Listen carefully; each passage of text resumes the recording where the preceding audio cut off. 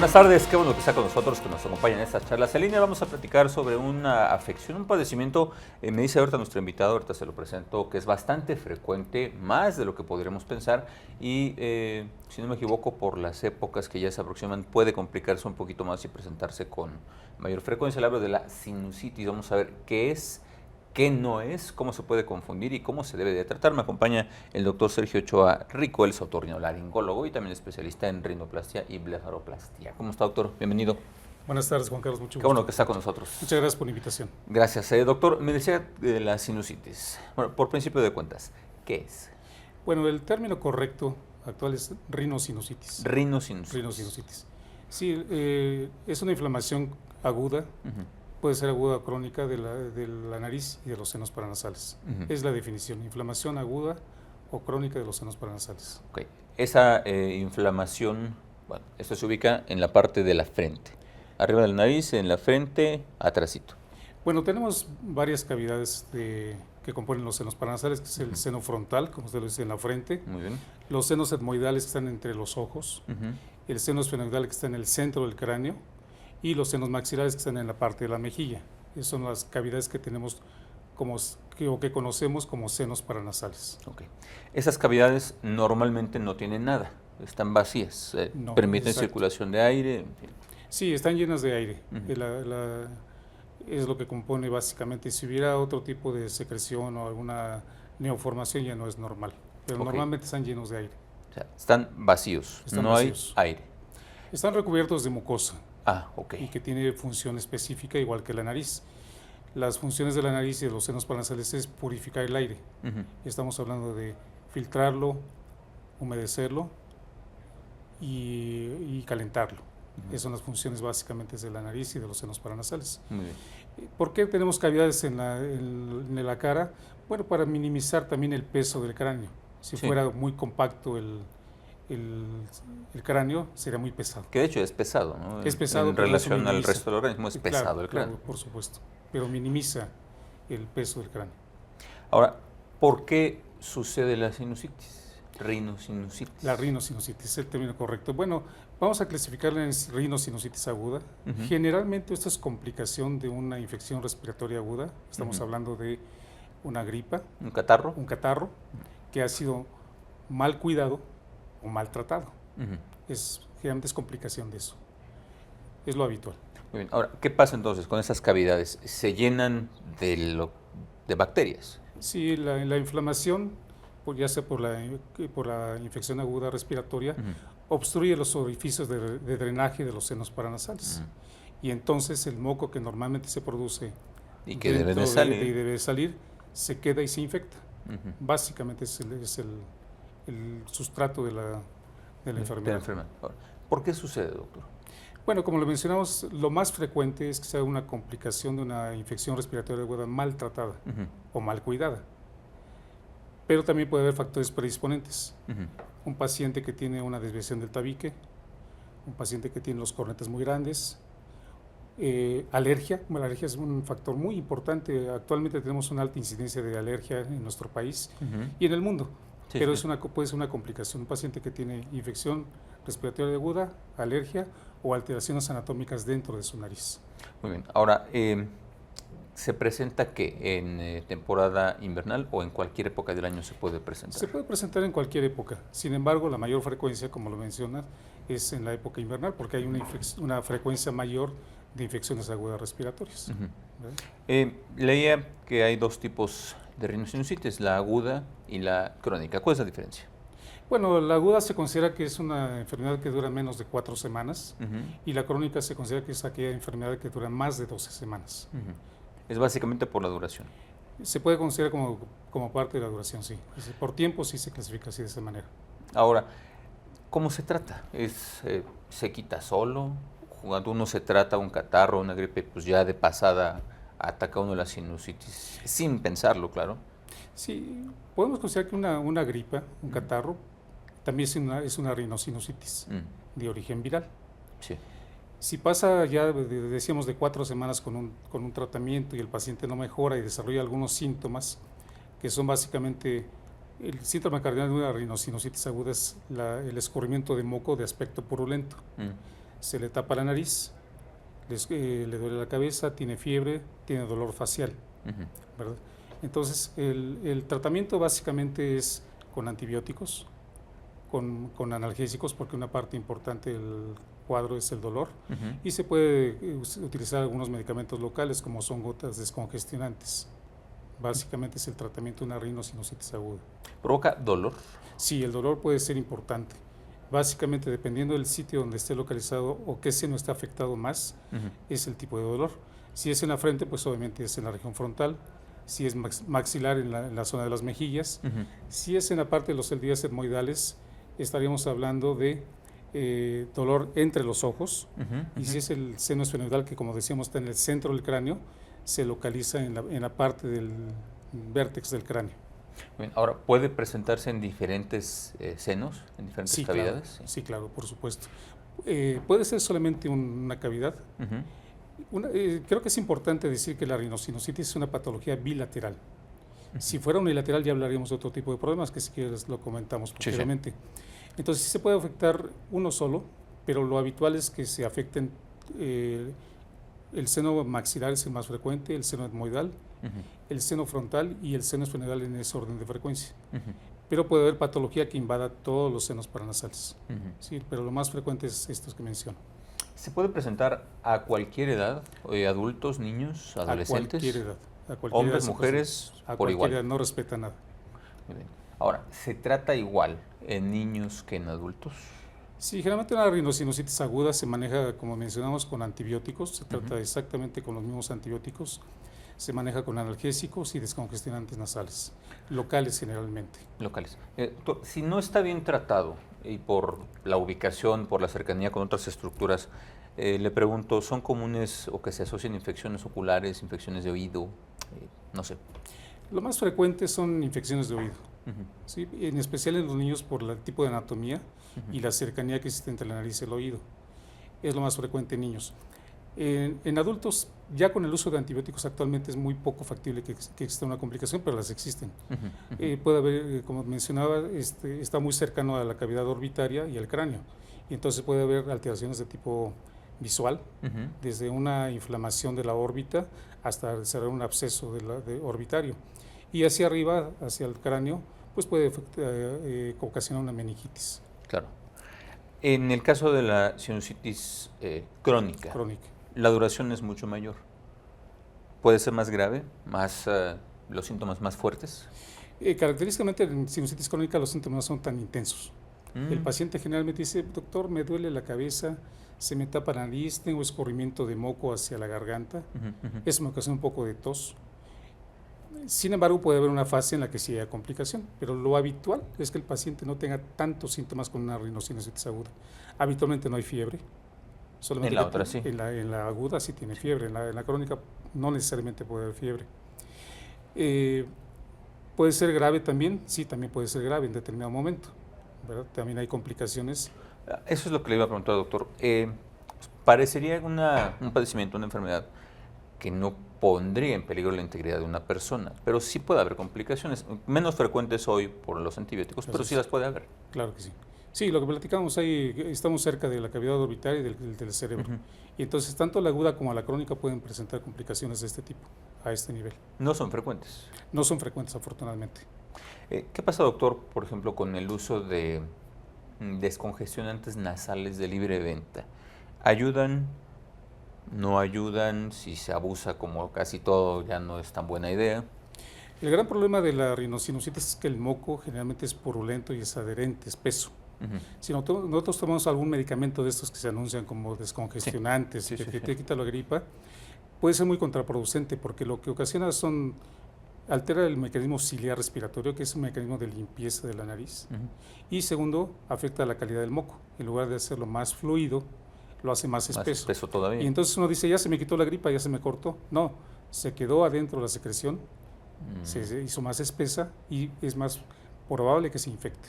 Entonces, no es recomendable que una persona compre o utilice o se automedique este tipo de medicamentos.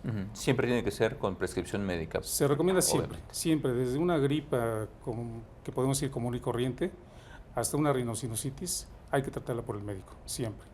Puede darse el caso, doctor, que no haya gripe ni catarro de por medio, pero sí se presenta la sinusitis.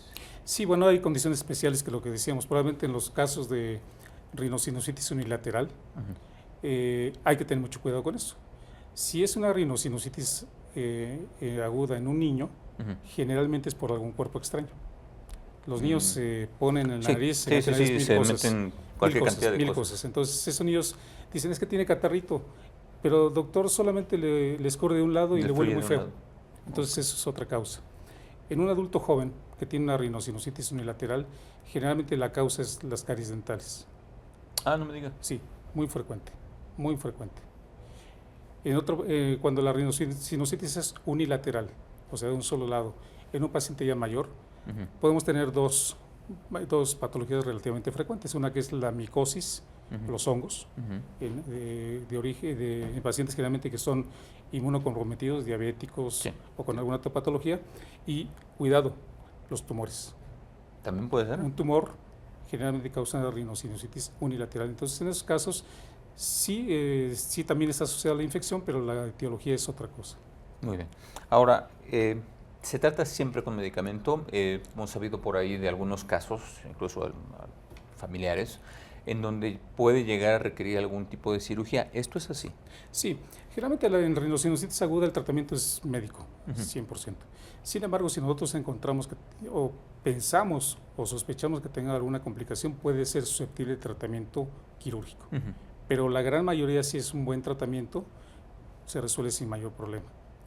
Una rinosinusitis crónica también es susceptible de tratamiento médico, pero en determinado momento pudiera requerir tratamiento quirúrgico. ¿Por qué? Porque en la rinosinusitis crónica hay factores predisponentes. Mencionamos que, por ejemplo, muy frecuentemente la desviación del tabique nasal. Sí. Entonces, eso es un factor predisponente que la rinosinusitis no se cure. Entonces, tabique desviado, cornetes grandes. Entonces, mientras el tabique esté desviado, va a seguirse presentando. Claro, y eso no se puede corregir más que con una cirugía. Solamente con cirugía. Ahora, la rinosinusitis, el tratamiento quirúrgico de la rinosinusitis crónica ha cambiado radicalmente. Ahora se hace con cirugía endoscópica, o sea, estamos hablando de que se hace por dentro de la nariz, sin cortes externos, y va más hacia el fondo del problema que la cirugía, digamos, tradicional o antigua, ¿no? Sí, que era para destapar literalmente, solamente. Sí, el concepto era un poco erróneo. Nosotros, por ejemplo, si tenemos sinusitis maxilar, se abría por debajo del labio y se quitaba, se aspiraba, se quitaba toda la patología. Pero ese no es el problema. El problema, como mencionamos al principio, es la obstrucción de los orificios de drenaje de los senos paranasales. Entonces, con la cirugía endoscópica lo que hacemos ahora es llegar a abrir los orificios de drenaje de estas cavidades y se soluciona el problema. Entonces, y son aperturas mínimas. No vamos a decir que por dentro se abran 1 centímetro. Son cavidades muy pequeñitas, que eso permite que entre el aire, que salga y que está en la mucosa y que salga la secreción que está ¿Cómo debiera funcionar? Como debiera funcionar, claro. Doctor, vamos a hacer una pausa, deme 2 minutos y ahora regresamos. Sí, gracias.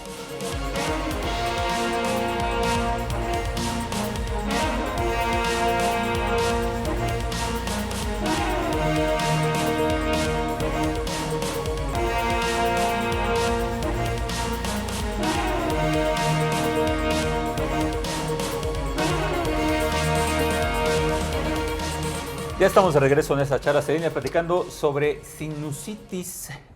Saludo otra vez a nuestro invitado, el doctor Sergio Ochoa Rico, otorrinolaringólogo. Doctor, me hablaba hace un rato de las características de la sinusitis, la aguda, crónica, cuándo se presenta, cuándo no se presenta.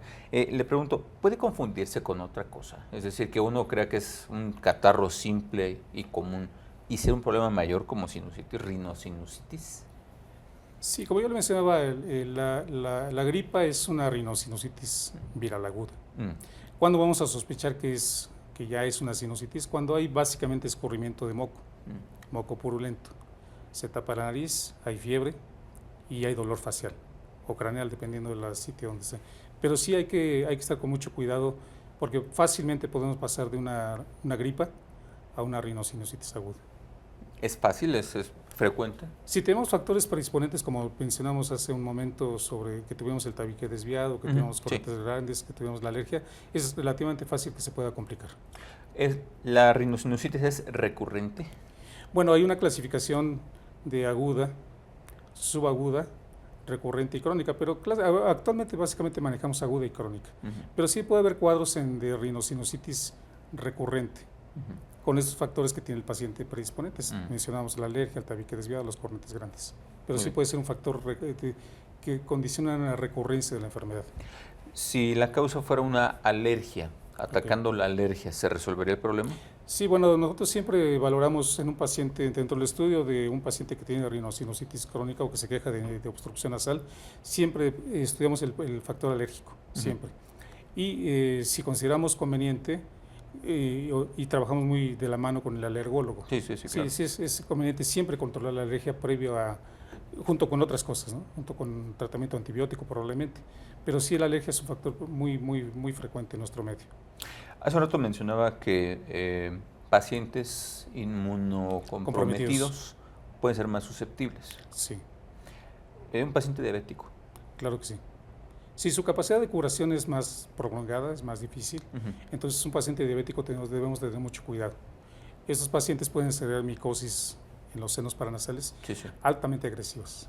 Entonces, si nosotros vemos un paciente ya mayor que tenga obstrucción nasal, que tenga datos de su conciencia, incluso problemas oculares, tenemos que pensar, y es diabético, tenemos que pensar en una patología micótica agresiva. Entonces tenemos que tener mucho cuidado porque esos pacientes requieren tratamiento médico, tratamiento quirúrgico. Y también supongo que es más complicado el tratamiento y la recuperación también. Mucho más complicado, tiene un alto índice de mortalidad.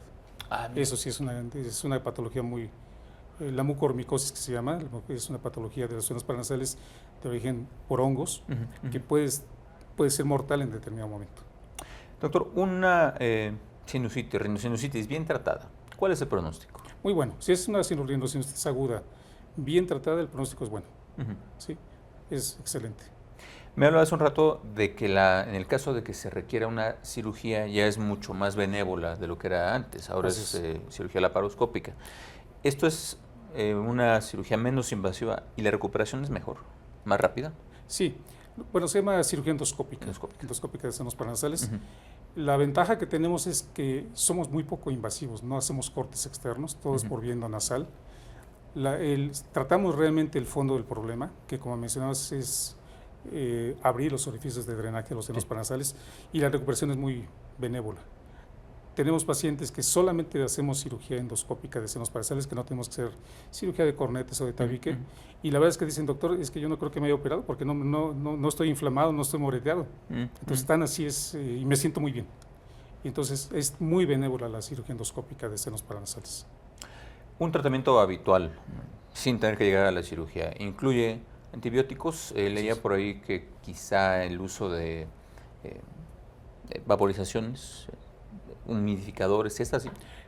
La rinosinusitis aguda no es tan efectivo. Básicamente lo que utilizamos son antibióticos, que debe ser por lo menos 14 días, que eso es bien importante. Que además es frecuente que la gente interrumpa, ¿verdad? Ese es un gran problema. Y eso la labor de nosotros es educar al paciente y decirle, mire, su cuadro está así, se puede complicar de esta manera, y es muy importante que usted tome su antibiótico completo. Si usted me dice a los 3 o 4 días, me siento bien, perfecto, ya no lo suspendo, lo más seguro es que tenga una complicación. Entonces le recomiendo que usted termine su tratamiento completo por 14 días. ¿De acuerdo? Muy bien. Ahora, ¿es el tratamiento igual, niños y adultos? Sí, obviamente generalmente es el mismo tipo. En la rinosinusitis aguda generalmente es el mismo tipo de antibiótico, obviamente a dosis diferentes y presentaciones diferentes. ¿Y en la crónica?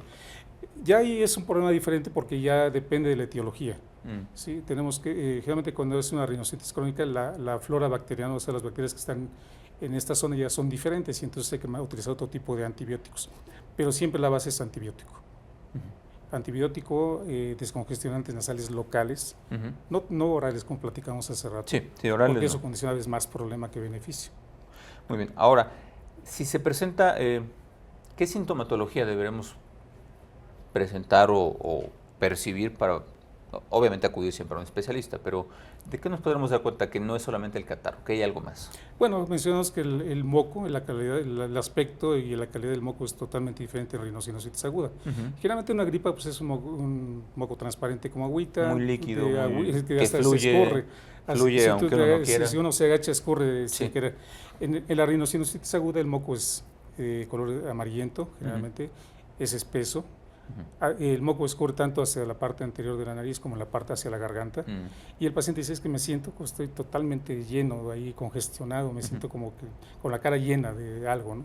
Y entonces eso ya nos da una idea de que el paciente tiene ya una rinocinositis aguda. La fiebre y el dolor facial es importante. ¿Puede ser incapacitante? Sí, en determinado momento, sí es en la rinocinositis aguda es tan severo el cuadro que puede haber necesidad de reposo. Se recomienda, de hecho, dentro del tratamiento, reposo, porque sabemos que el reposo nos ayuda a recuperar y a defendernos contra las infecciones. ¿La actividad física está contraindicada? Totalmente, en especial natación. Sí, sabemos que la natación, en las albercas tenemos, para conservar el agua en buenas condiciones, tenemos cloro, colorantes, antimicóticos, una serie de productos químicos, que eso pues, nos complicarían el proceso de curación. Irrita más. Sí, claro. Además, bueno, el agua, aunque tenga estos químicos, tiene una serie de bacterias. Por supuesto, por supuesto. Nos preguntan, ¿puede ir asociada la rinocinositis con infección de oído? Sí, platicamos que sí. Sabemos que la especialidad por eso se llama oído, nariz y garganta. Cualquier patología que haya en nariz o en garganta puede dar patología invariablemente al oído. ¿Se tratan por separado o al mismo tiempo? No, generalmente se tratan al mismo tiempo. Y generalmente es con el mismo antibiótico. Con el mismo antibiótico que mejora la rinocinositis, que se maneja la rinocinositis, tiene efectos sobre la patología a nivel del oído. ¿Hay alguna forma de prevenir, doctor? Sí, claro. Número uno, pues el tratar adecuadamente una infección respiratoria aguda, una gripa. El tratamiento de una gripa, lo principal es el reposo.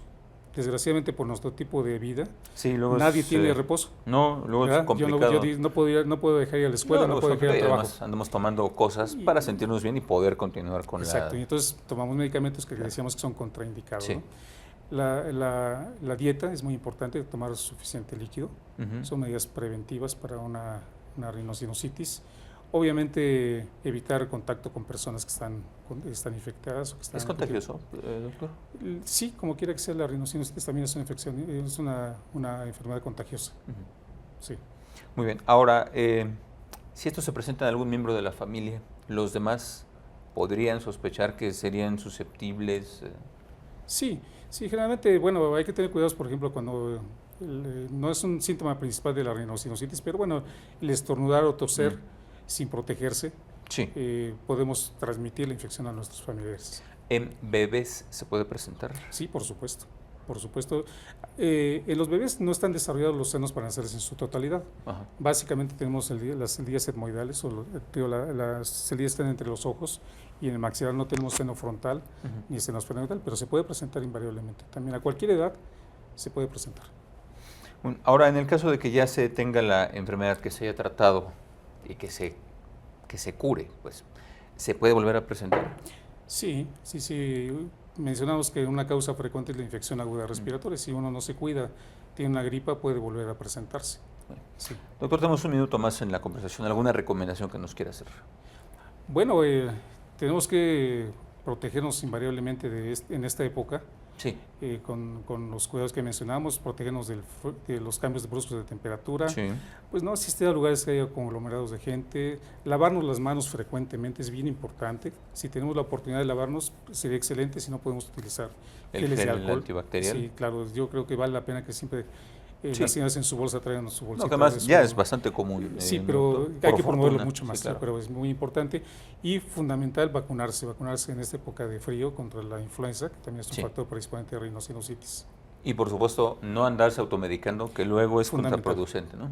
Eso es muy fundamental, sí. Desgraciadamente siempre nuestra idiosincrasia es: me voy a tomar esto, voy a tomar aquello, voy a ver qué me dice la comadre. Y creo que no vale la pena. Creo que la gripa puede ser tan noble que se cura sola, o tan complicada que puede ocasionar una rinocinositis, es una complicación severa.